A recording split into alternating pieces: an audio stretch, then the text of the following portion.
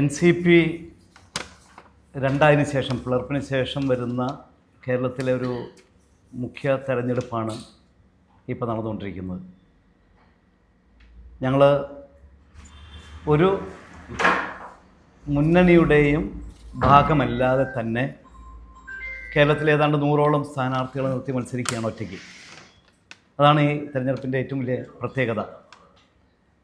അതിൽ മിക്കവാറും ഇപ്പം ഞങ്ങൾക്ക് കൂടുതൽ ഇത്തരത്തിൽ സ്വാധീനമുള്ള സ്ഥലങ്ങൾ എന്ന് പറയുമ്പോൾ നേരത്തെ പാർട്ടി വളർന്നുകൊണ്ട് അതിൽ NCP SP-ക്കും സ്വാധീനമുള്ള സ്ഥലങ്ങളാണല്ലോ. ഇപ്പോൾ 2 വോട്ടുകളുണ്ട്. അപ്പം അതുകൊണ്ട് തന്നെ മത്സരം മിക്കവാറും പല സ്ഥലങ്ങളിലും NCP SP-യുമായിട്ടാണ് ഞങ്ങളുടെ NCP-യുടെ മത്സരം വരുന്നത്. അപ്പം അതിൽ ചില സ്ഥലങ്ങളിൽ വളരെ പ്രശ്നങ്ങൾ വരെ ഉണ്ടായിട്ടുണ്ട്. അതായത് ചിഹ്നം, ഒറിജിനൽ ചിഹ്നവും കൊടി ഞങ്ങളുടെയിലാണല്ലോ.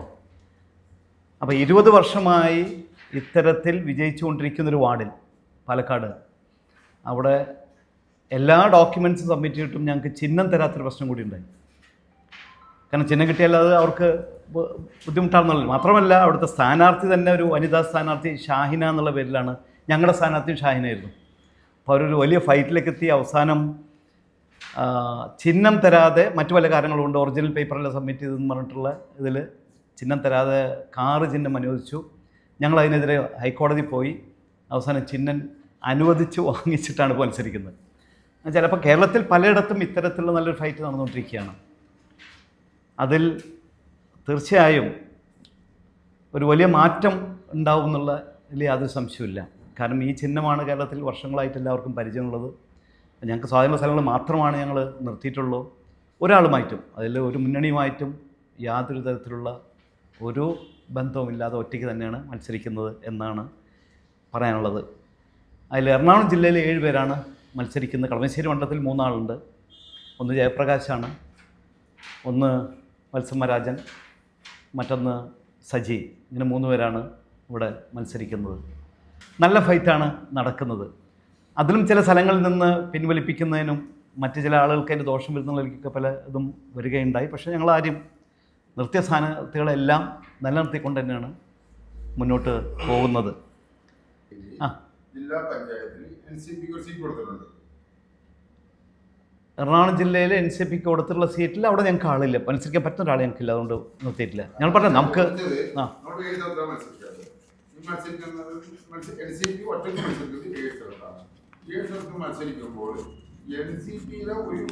സീറ്റ് പലയിടത്തും.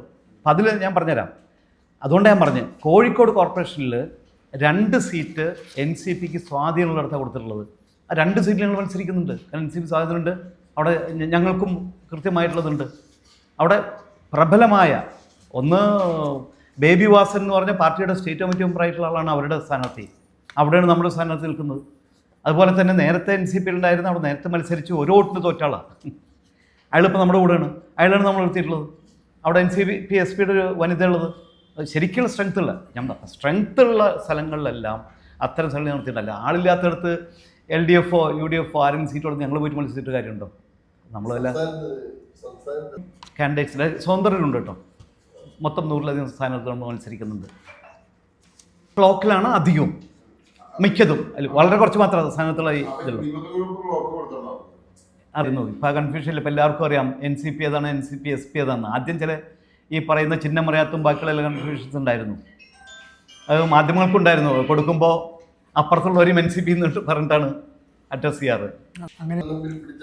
അല്ല, അങ്ങനെ ഒരു നഗരസഭ പിടിച്ചെടുക്കാൻ മാത്രമുള്ള പേര് നൽകുമ്പോൾ ഞങ്ങൾക്ക് അത്രയും വാർഡുകൾ ഞങ്ങൾക്ക് ശക്തിയില്ല. ഞങ്ങളുള്ളത് അല്ല, വെറുതെ പറഞ്ഞിട്ട് കാര്യമൊന്നുമില്ലോ. ഞാൻ ചോദിക്കട്ടെ, അല്ല ജയിച്ചാൽ തീർച്ചയായും ഞങ്ങൾ ഞങ്ങളുടെ കണ്ടീഷൻസ് കൃത്യമായിട്ട് വയ്ക്കും. അത് തയ്യാറാകുന്ന ഏത് മുന്നണിയാണെങ്കിലും സഹകരിക്കും.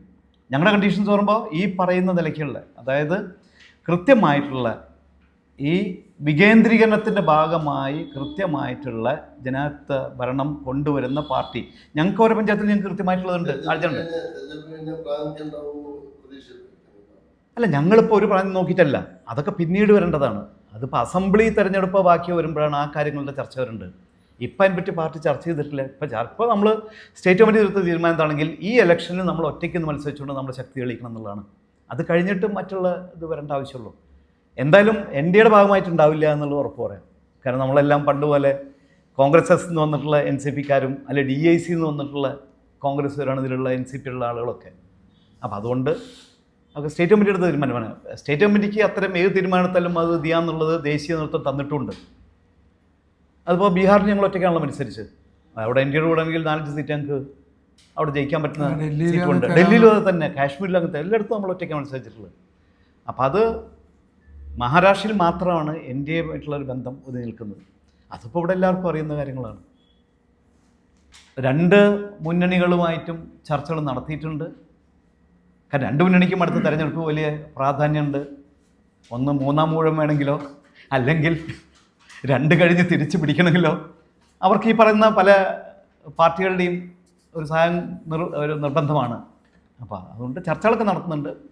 പക്ഷെ അത് ഇപ്പോഴല്ല, അതിൻ്റെ ബാക്കിയുള്ളതൊക്കെ ഇനിയുള്ള ഇത് കഴിയട്ടെ എന്നുള്ളത് എനിക്കാണ് ഞങ്ങൾ പറഞ്ഞു ചെയ്തിട്ടില്ല.